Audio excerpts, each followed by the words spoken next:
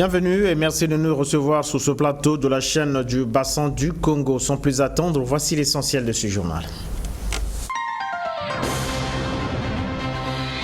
Rentrée scolaire 2018-2019, certains syndicats appellent les enseignants à reprendre le chemin de l'école. D'autres, par contre, annoncent un avis de grève de 21 jours à compter de ce 1er octobre 2018 sur l'ensemble du territoire national en conséquence de l'échec des négociations avec le gouvernement. Voilà tout pour le sommet.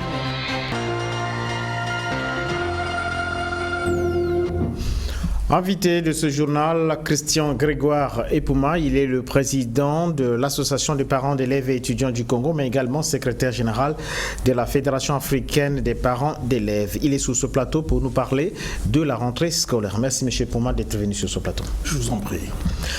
L'intersyndicat de l'enseignement appelle à une grève de 21 jours dès lundi 1er octobre sur toute l'étendue du territoire national en conséquence de l'échec des négociations engagées avec le gouvernement de la République sur les revendications des enseignants. C'était à travers une déclaration dont voici un extrait.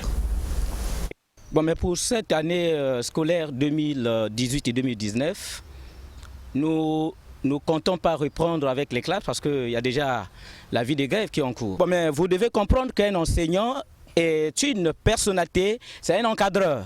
Il a besoin, il a travaillé, il a besoin d'avoir le pain. Parce qu'on dit que le ventre affamé n'a point d'oreille. Donc on ne peut pas l'enseigner si l'on n'a rien dans la poche. Sinon ça sera la destruction totale. Nous ne pouvons pas penser que le gouvernement qui hier a donné tant de promesses et qui n'a pas réalisé, qu'aujourd'hui va les réaliser. Bon, mais il avait dit qu'il devait y avoir l'intégration des prestataires et des bénévoles. Il avait dit qu'il devait y avoir le statut particulier, il devait y avoir sur tous les points insérés dans le cahier de charge. Donc nous constatons que sur tous les points, rien n'a été touché. Et voilà pourquoi nous confirmons la grève pour ce lundi 1er octobre sur toute l'étendue du territoire congolais. Nous avons lancé l'avis de grève pour 21 jours, renouvelable. Donc si rien n'est tenu, alors rien ne nous empêche d'aller jusqu'au bout. Pendant ce temps, le panel des syndicalistes et du ministère de l'Enseignement appelle l'ensemble des enseignants à reprendre le chemin de l'école dès ce lundi 1er octobre, date de la rentrée des classes, comptant pour l'année scolaire 2018-2019. C'était à l'occasion du compte rendu à la base des négociations engagées avec le gouvernement de la République. Dans une négociation, on ne gagne pas tout et on ne perd pas tout. C'est par cette maxime qui sonne comme une prise de conscience que le panel des syndicalistes et ministère des enseignements a choisi de placer son compte-rendu à la base, lié aux séries de rencontres initiées avec le gouvernement depuis son dernier point de presse d'il y a 1 mois et demi environ. Des revendications qui portaient sur le statut particulier, l'affectation des enseignants finalistes sortis des écoles de formation, le paiement des rappels de soldes, le rétablissement des salaires suspendus et le paiement intégral de la prime d'enracinement. Il y a eu, on peut le dire, quelques satisfactions. Satisfactions liées aux gains mensuels désormais alloués aux enseignants finalistes affectés en complément d'effectifs d'ailleurs à l'intérieur du pays et aux bénévoles déjà recensés à partir d'un contrat d'engagement volontaire selon le grade de chacun, catégorisé comme suite. 50 000 francs CFA aux enseignants du primaire et du préscolaire. 60 000 francs CFA aux enseignants du collège. Et 75 000 francs CFA aux enseignants du lycée. Aussi, le panel demande-t-il à tout enseignant d'être à son poste et commencer le travail dès lundi 1er octobre prochain, date de la rentrée scolaire, sur toute l'étendue du territoire national pour conserver les acquis. Le panel des syndicalistes du ministère des enseignants demande à tous les enseignants, fonctionnaires, prestataires, bénévoles et finalistes qui seront affectés de renouer avec leurs occupations pédagogiques dès ce lundi 1er octobre 2018 à 7 heures précises sur toute l'étendue du territoire national. Un appel qui est bien capté par les membres de ce panel, mais qui bute tout de même à quelques préalables pour certaines catégories d'enseignants. Oui, je suis d'accord de commencer dès lundi, mais comme il n'y a pas encore le déplacement, que ferais-je? Je ne peux pas quitter Brazzaville à Igny à pied. Mais sans l'argent, on ne peut pas reprendre. Non, ça ne peut pas tenir. Mais comment en fait, on va se déplacer comment? Arriver là-bas, on cherche d'avoir à manger pour se déplacer, tout. Quoi qu'il en soit, les enseignants du panel sont d'accord pour conserver les acquis des négociations engagées avec le gouvernement et non pour des positions radicales.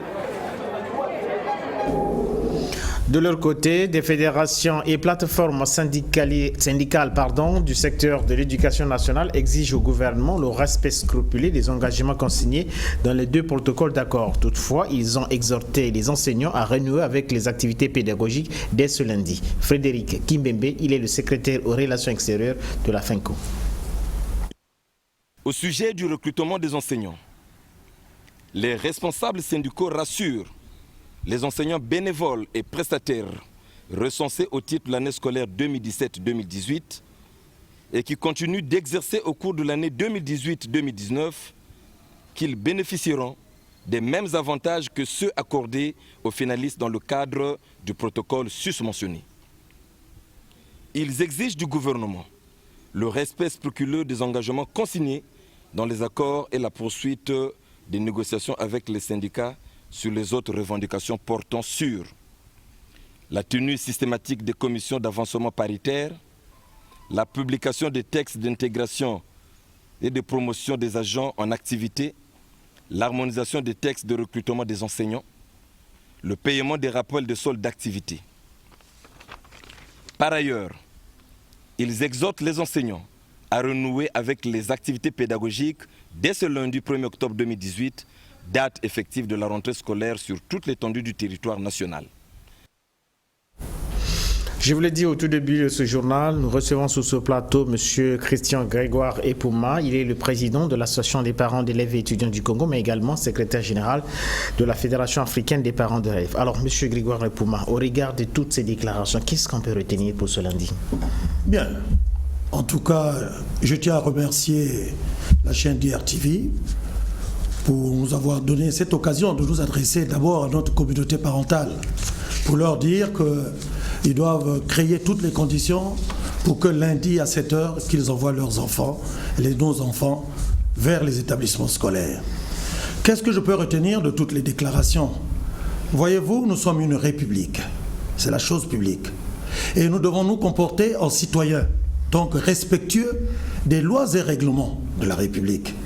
Alors vous avez bien suivi les 2 autres groupes, et encore que là j'ai reconnu la FETRACEIC, la FENCO, la FESILAT, la CRPE, la SSE. Et là, j'ai suivi le panel des syndicalistes. Tous, s'ils demandent aux enseignants d'aller vers les établissements le lundi, mais c'est parce qu'effectivement, ils prennent le contre-pied de ceux du premier groupe qui disent et qui parlent d'échecs des négociations.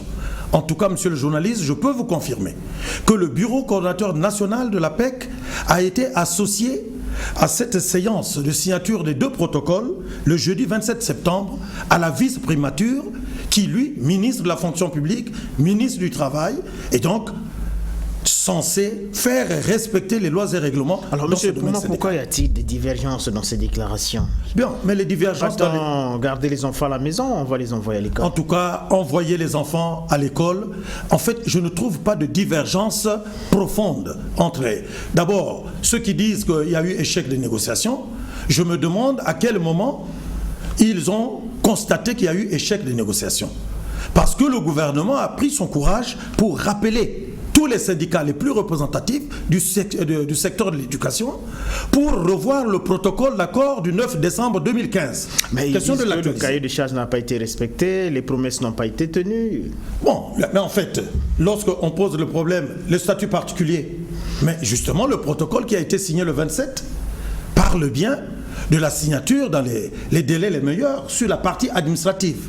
Et le gouvernement est parti plus loin, jusqu'à dire que les syndicats représentatifs qui étaient dans la salle, qui ont tous signé ce protocole d'accord, ils ont accepté que la partie incidence financière donc, du statut ne devait pas être abordée maintenant en attendant que la République, que le pays finalise ces négociations avec les institutions de Bretton Woods. Donc pour nous, en tant que parents, si je viens sur votre plateau, c'est pour demander à nos mandants de préparer toutes les conditions, envoyer les enfants le lundi à 7h vers les établissements parce que c'est bel et bien la rentrée scolaire. Monsieur Pouma, vous avez aussi pris part à certaines réunions. Aujourd'hui, on parle des finalistes qui vont être déployés à l'intérieur du pays. Est-ce qu'on a mis de côté les appelés volontaires ou bien ils sont toujours dans le lot? Justement, voilà. C'est pour cela que je vous ai dit, la PEC a fait du vini, vidi, vici. Donc nous étions dans la salle. Les finalistes dont on parle tant, ce sont les jeunes filles et hommes qui sont sortis des écoles professionnelles avec des diplômes. Les bénévoles ou prestataires dont on parle tant, nombreux sont aussi ceux qui sont sortis des écoles professionnelles avec des diplômes, qui ont été recensés. Et le tout est aujourd'hui au niveau du ministère ou des différents ministères. Comme quoi nous avons des personnes ressources. En fait, ces finalistes qui vont être envoyés, qui vont être affectés cette fois-ci, mais ils vont en fait contribuer à la réduction du déficit du personnel enseignant actif sur le terrain, dans les salles de classe. Donc on ne va pas demander aux bénévoles de vider les salles de classe. Parce que les bénévoles, ce terme un peu péjoratif, mais en fait c'est les finalistes aussi qui sont sortis des écoles professionnelles et qui ont accepté de voler au secours de l'enfant congolais. Et que pour lesquels les parents que nous sommes, nous avons accepté d'essayer de contribuer tant bien que mal à leur petit entretien sous forme de bourse. Même ce que j'ai entendu là tout à l'heure, le président Gami du panel des syndicalistes, il a avancé un certain nombre de chiffres, mais ce ne sont pas les salaires. Le gouvernement a bel et bien parlé de bourses qu'on doit pouvoir mettre à la disposition de ces finalistes. Mais ça sera au même titre que les bénévoles. Monsieur Pouma, pour l'heure, je pense que c'est encore une promesse.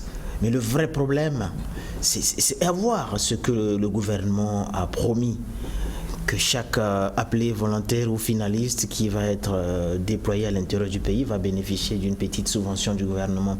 Mais le vrai problème, c'est en avoir. Bien. Parfois, cette subvention n'arrive pas à temps. Bien, monsieur le journaliste, je tiens à vous dire que nous sommes une association responsable, républicaine et citoyenne. Si le gouvernement est arrivé jusqu'à prendre cet engagement sous forme de bourse, alors que par le passé, c'était comment se battre pour pouvoir les intégrer à la fonction publique pour qu'ils puissent prétendre avoir des salaires, nous disons que nous sommes là justement pour pouvoir assister deux parties, d'un côté l'employeur, qui est le gouvernement, et de l'autre les employés, qui se trouvent être les enseignants à travers leurs syndicats, et nous, association des parents d'élèves, le moment venu, nous aurons à témoigner en disant, le gouvernement, vous aviez pris, c'est pour cela que nous sommes signataires sur la partie des finalistes qu'on va envoyer sur le terrain. Oui, monsieur Pouma, vous avez pris part, je l'ai dit tantôt, à ces réunions. J'ai abordé les enseignants, les appelés volontaires qui me disent que non, bon, le gouvernement aujourd'hui fait le distinguo entre recrutement et intégration à la fonction publique. Je ne comprends pas trop bien. Bien, mais en tout cas, écoutez, moi je pense qu'il s'agit là des concepts synonymes. Ces finalistes qui vont être envoyés sur le terrain ne sont pas recrutés, ils sont affectés sur le terrain, ils vont rejoindre les bénévoles et prestataires qui, parmi eux, sont aussi des finalistes, c'est-à-dire qui ont des diplômes. Donc il n'y a pas à faire un distinguo entre le recrutement et l'intégration de la fonction publique. Dans notre pays, c'est ce que nous avons rappelé au départ. Une république se gère conformément aux lois et règlements.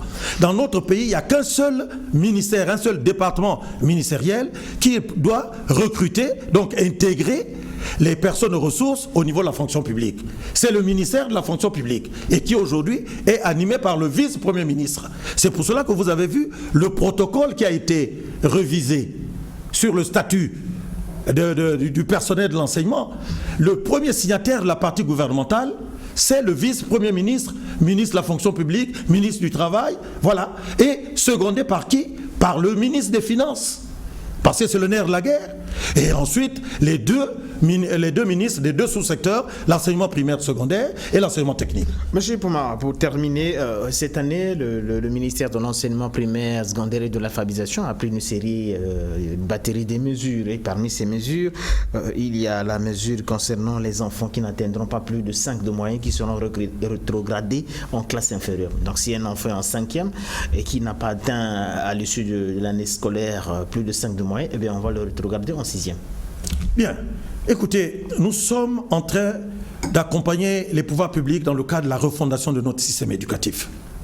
Et il me semble qu'au niveau de ce sous-secteur, c'est un travail de pédagogie qui se fait. Est-ce que vous, en tant que parents, cette mesure? Mais nous ne pouvons pas ne pas non plus ne pas reconnaître aux sachants leur capacité à pouvoir innover, donc trouver les formules pour pouvoir comme booster nos enfants quant à leur réussite au niveau du système éducatif. Donc, en tant que parent, vous allez accepter votre enfant à la fin de l'année qui n'a pas atteint 5 de moyenne être rétrogradé en 6e s'il était en 5e. Mais écoutez, ce que nous pouvons faire, nous, au contraire, nous demandons à nos parents et à nos mandants de faire que nos enfants n'arrivent pas dans ces situations malheureuses. Et pour que les enfants n'arrivent pas à cette situation malheureuse, voilà pourquoi nous sommes en train d'accompagner le gouvernement pour qu'on affecte les enseignants qualifiés dans les salles de classe pour bien encadrer nos enfants. Et nous sommes convaincus parce qu'il y a, je ne sais pas s'il faut appeler ça syndicat des élèves et étudiants qui a parlé également des difficultés au niveau des enseignements. Il y a des enseignants qui ne dispensent pas bien les cours. Naturellement. Voilà. D'ailleurs, pour vous dire, tout vous dire, pour nos enfants, qu'ils soient élèves ou étudiants, ce n'est pas des syndicats, c'est des associations qui défendent leurs intérêts. Parce que toute association qui défend les intérêts n'est pas un syndicat. Un syndicat est avant tout une association, mais qui défend des intérêts devant un patron. Nos enfants n'ont pas de patrons en face, que ce soit à l'école primaire, secondaire ou à l'université. Donc, ce terme un peu exagéré de syndicat des élèves ou syndicat des étudiants, nous, au niveau des parents d'élèves, nous disons ce sont les associations des élèves et les associations des étudiants. Bien, quand ils disent cela, effectivement, c'est pour cela que nous encourageons les pouvoirs publics qui ont le devoir de mettre dans les salles de classe des enseignants formés. Et quand on va dénicher toute cette crème des personnes ressources qualifiées de finalistes, mais ils iront pour renforcer les rangs de certains des bénévoles, de nos bénévoles, qui se trouvent sur le terrain, qui sont aussi les finalistes, qui sont donc qualifiés. Donc de ce point de vue, monsieur le journaliste, nous gardons bon espoir que ces situations de 5 de moyenne dans les salles de classe, si nos enfants sont bien encadrés, c'est des questions qui seront quasiment abordées de manière marginale. Parce que le même milliard de neurones qu'il y a chez vous, monsieur le journaliste, chez moi, et ça se retrouve chez nos enfants. Donc nous ne pensons pas qu'on trouverait une cohorte des enfants qui vont réaliser des mauvaises performances jusqu'au niveau de 5 de moyenne. Monsieur Pouma, vous êtes le président de l'association des parents d'élèves et étudiants du Congo. Nous le savons aujourd'hui, l'université Marien Ngouabi est en grève, donc les étudiants ne vont plus dans les facultés, mais on ne vous a jamais vu faire une déclaration aussi pour appeler le gouvernement à pouvoir prendre cette situation à bras le corps. Bien, merci monsieur le journaliste. Vous voyez, nous à la PEC, nous œuvrons pour un travail de terrain. On fait donc plus parler les actions que toutes ces déclarations. Si vous me voyez ce soir sur votre plateau, c'est pour interpeller les mandants, c'est-à-dire les membres de notre association, pour leur dire ne suivez pas tout ce qui se dit. Parce qu'on est en train d'enregistrer des coups de fil, on nous dit que la rentrée c'est pour le 10, non parce qu'on n'a pas payé les salaires, etc. On a dit la rentrée c'est le 1er octobre. C'est pour ça que nous sommes ici. Mais quand vous dites, effectivement, nous ne faisons pas de déclarations, mais nous sommes pour une diplomatie associative responsable et nous faisons le lobbying et le plaidoyer. Donc la reprise des cours dans les facultés de l'université Marien Ngouabi. Mais dites, vous savez très bien le pourquoi de la grève. Vous savez, dans notre alma mater, où ce sont nos enfants qui vont en grève pour des questions de bourse, ou ce sont leurs enseignants qui vont en grève pour des questions de salaire. Vous avez appris que déjà, il y a eu quand même un mois qu'on a déjà versé au personnel enseignant.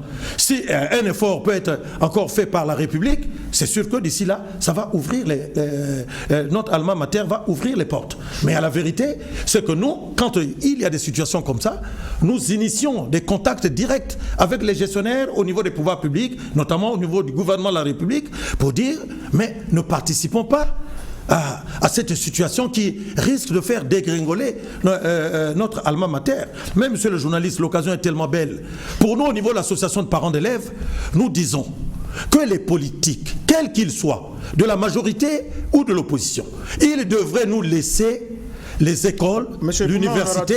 tranquille. Tout le temps de parler de cette situation. Je rappelle que vous êtes le président de l'Association des parents d'élèves et étudiants du Congo, mais également secrétaire général de la Fédération africaine des parents d'élèves. Vous étiez sur ce plateau pour nous parler de la rentrée scolaire qui aura lieu ce lundi 1er octobre sur l'ensemble du territoire national selon certaines déclarations.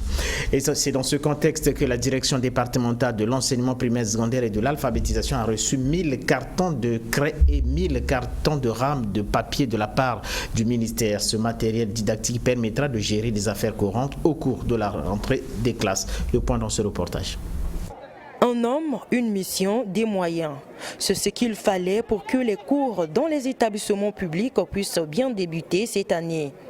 1000 cartons de craie et 1000 cartons de rames de papier ont été remis ce samedi par le directeur du cabinet du ministre de l'enseignement primaire, secondaire et de l'alphabétisation Adolphe Mboumaba au directeur départemental de l'enseignement primaire, secondaire et de l'alphabétisation Charles Awassa.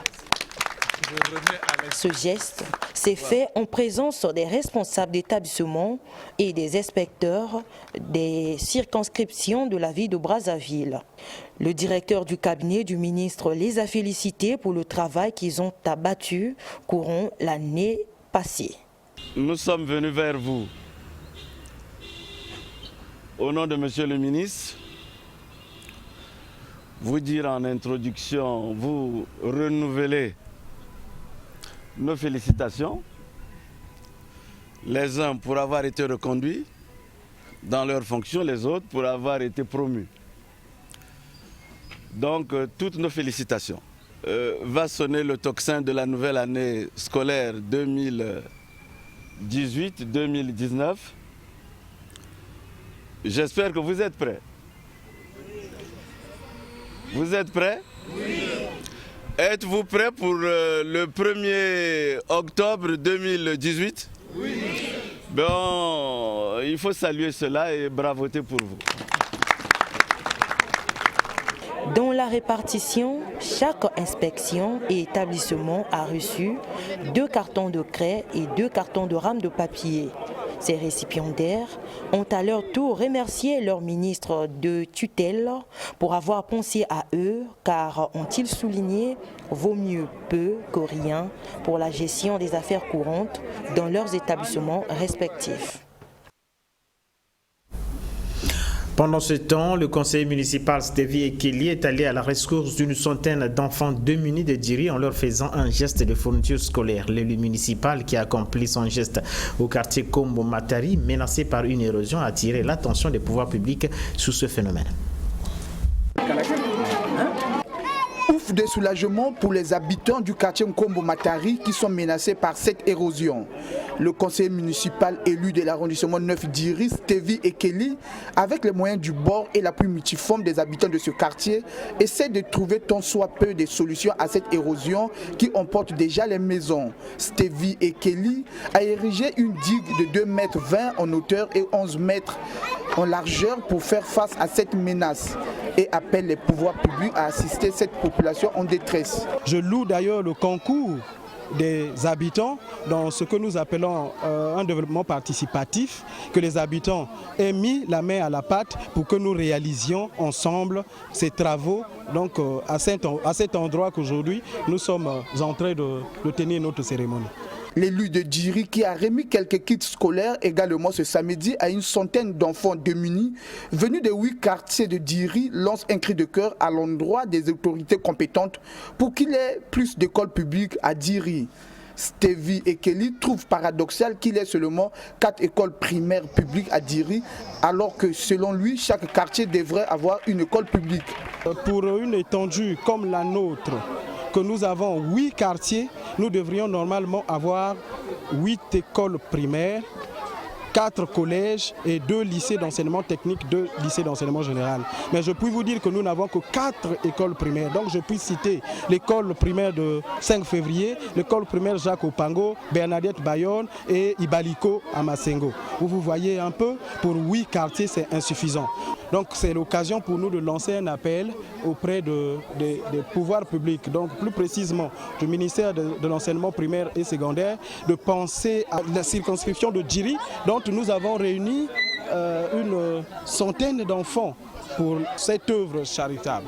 Délice Gakoso, en classe de CM2, remercie le conseiller municipal Stevie Ekeli pour ses fournitures scolaires, leur permettant de renouer avec le chemin de l'école ce lundi 1er octobre 2018. Je lui remercie de nous avoir donné les cahiers, que Dieu l'avance encore dans sa vie, que Dieu lui bénisse, sincèrement. Stevie Ekeli souhaite également que le gouvernement, dans son programme national de développement 2018-2022, qu'il construise des écoles afin que tous les enfants puissent bénéficier de la scolarité qui occupe une place de choix dans ce PND. Au complexe scolaire Victor Hugo, pour préparer cette rentrée des classes, c'est un séminaire sur l'enseignement du français qui a été organisé à l'attention des enseignants. Le point avec Evrard Tikasumba.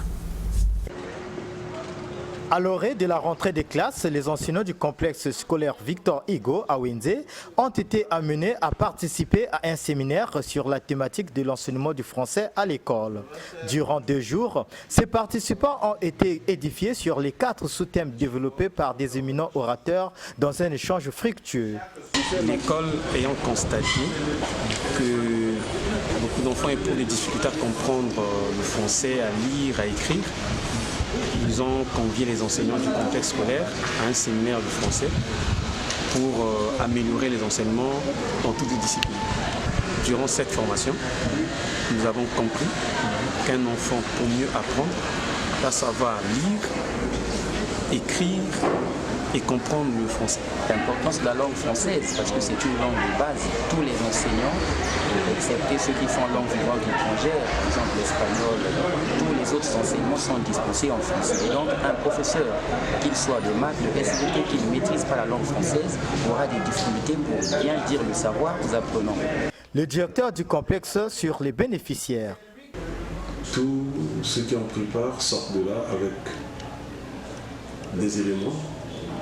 Je crois qu'ils vont mettre à profit pour essayer de changer les choses et booster le niveau des enfants en français, parce que toutes les matières que nous apprenons à l'école ont pour base le français. Et si le français est mal enseigné, ça veut dire que l'enfant va en pâtir dans tout ce qu'il aura à faire durant son cursus scolaire. Il faut souligner qu'au cours de ce séminaire, il a été démontré l'importance de la langue française comme matière, mais aussi comme instrument de communication. L'implication des jeunes dans l'agriculture comme solution durable pour éradiquer la faim et la pauvreté, c'est le thème d'une conférence qui s'est tenue à Kigali au Rwanda. La ministre de la Jeunesse qui a pris part à ces assises a fait la restitution de cette conférence qui avait pour but la mobilisation des jeunes autour des technologies de l'information. C'est ici, au lycée de la Révolution, cadre choisi, que s'est tenu le symposium sur la restitution de la conférence sur l'implication des jeunes dans l'agriculture comme solution durable en Afrique. À cette conférence qui s'est déroulée à Kigali au Rwanda, la République du Congo a été représentée par la ministre de la Jeunesse et de l'Éducation civique. Présentant les conclusions de cette conférence qui avait pour but la mobilisation des jeunes grâce aux technologies de l'information et de la communication et à l'entrepreneuriat, Destiné Doukaga a appelé les jeunes Congolais à s'imprégner dans l'agriculture. Il ressort de ces échanges la nécessité de booster la production agricole en créant des emplois dans le but de revaloriser la présence des jeunes dans ce domaine. Présent à cette cérémonie, Anthony Kouakou Boama Oemeng a encouragé les jeunes Congolais à s'impliquer dans l'agriculture tout en assurant le soutien de la FAO. Je conclus en réitérant ici l'engagement du système des Nations Unies et surtout à travers la FAO de ne ménager aucun effort dans l'accompagnement de la politique du gouvernement sur la mobilisation de la jeunesse pour la promotion du secteur agricole. Pour lier l'utile à l'agréable, un panel a été animé par un groupe de jeunes entrepreneurs congolais qui ont démontré leur expérience dans le domaine de l'agriculture. À l'issue de ces échanges, quelques recommandations ont été formulées par les jeunes étudiants. Nous recommandons au gouvernement de créer des conditions optimales pour la formation des jeunes dans le domaine agroalimentaire, d'encourager les jeunes à s'intéresser à l'agriculture en appuyant leurs initiatives entrepreneuriales recommandations qui n'ont pas laissé indifférent la ministre de la Jeunesse et de l'Éducation civique qui a placé quelques mots suite aux préoccupations des jeunes. Commençons à réfléchir autrement. Et j'encourage vraiment les jeunes à ce que nous mettons ensemble, que nous travaillons avec ceux-là qui sont des modèles. J'aimerais qu'il y ait d'autres modèles aussi, chacun dans son domaine, qu'on essaie d'impulser cette dynamique qui voudrait que les jeunes se retrouvent. Nous sommes la population majoritaire, donc la force de travail, c'est nous qui allons développer le pays. Pour votre gouverne, ce symposium qui a été organisé par le ministère de la Jeunesse et de l'Éducation civique, la FAO et l'Union africaine a connu le concours du ministre des Affaires sociales et de l'Action humanitaire, ainsi que les membres de la Commission environnement et développement de l'Assemblée nationale. Et puis, vous ne le savez peut-être pas, la journée internationale de l'Institut Confucius a été célébrée ce samedi à travers le monde. Au Congo, les étudiants se sont souvenus du philosophe chinois Confucius à travers ses œuvres. Evranti Gassouma.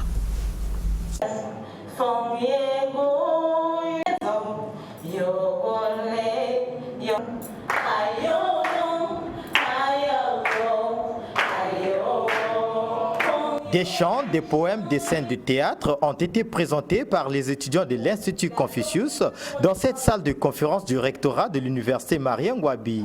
Ce, à l'occasion de la journée internationale de l'Institut Confucius, célébrée ce samedi à travers plusieurs pays.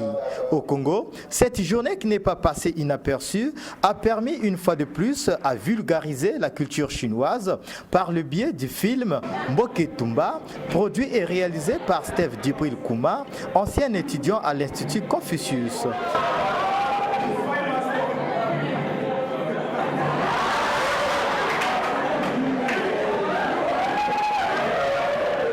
Steve Djibril Kouma est plus que satisfait de ce film réalisé avec un compatriote chinois pratiquant le kung-fu, art martial chinois. Aujourd'hui donc, pour cette journée, nous avons pensé célébrer avec le chant, le concours de chant et aussi la projection du film Mboketumba qui prend un sens beaucoup plus sino-congolais.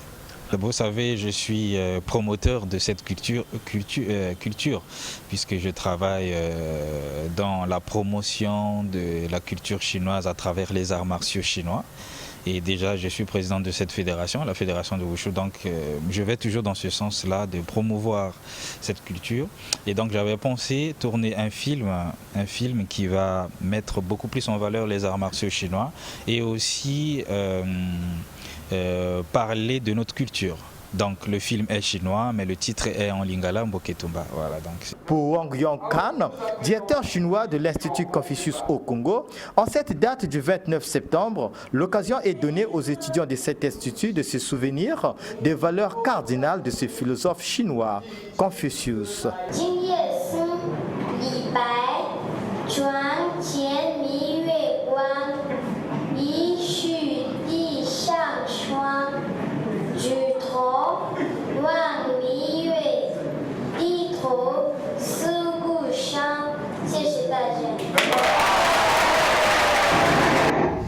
Et puis pour terminer, 11 septembre 1978, 11 septembre 2018, voici 40 ans depuis que la République populaire de Chine avait entrepris la réforme de s'ouvrir vers les autres nations. Et pour commémorer cet événement, une soirée a été organisée à l'ambassade de Chine ici à Brazzaville. David Martial Moussa, Bernida Sitou.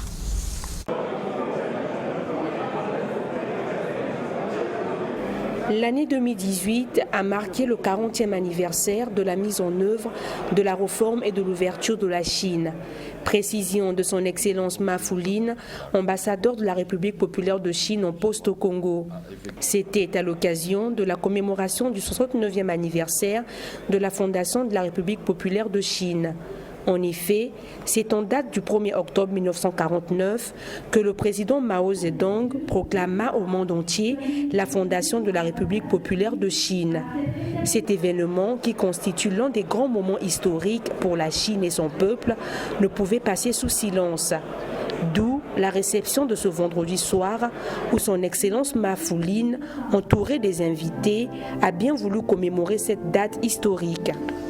Occasion tout indiquée pour le diplomate chinois de souligner à grands traits ce qu'aura été 2018, qui est une année d'épanouissement pour la coopération sino-africaine, mais aussi et surtout riche de fruits dans les relations sino-congolaises. L'année 2018 est aussi une année riche de fruits dans les relations sino-congolaises.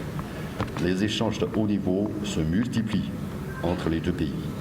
Au mois de juin, M. Wang Yang, président du comité national de la conférence consultative politique du peuple chinois, a effectué au Congo une visite officielle et amicale. En juillet, son Excellence M. Clément Mwamba, Premier ministre du Congo, a visité la Chine. En septembre, son Excellence M. Denis Sassou Nguesso, président de la République et chef de l'État congolais, a participé aux travaux du sommet de Pékin du Forum sur la coopération sino-africaine et effectué une visite d'État en Chine, devenant ainsi le seul chef d'État africain qui a effectué 3 visites d'État en Chine depuis l'accession au poste actuel du président Xi Jinping. Au cours de cette visite, les 2 chefs d'État ont eu des entretiens constructifs et fructueux. Ils sont parvenus à une large entente sur de nombreuses questions importantes et plusieurs documents de coopération ont été signés. Au cours de cette même cérémonie, l'assistance a eu droit à une vidéo intitulée « Chine 2018 », document qui retrace le chemin parcouru par la Chine pour atteindre son apogée. Aujourd'hui, ce pays frère est résolument tourné vers le futur et la Chine ne cesserait de s'ouvrir, a précisé Mafouline.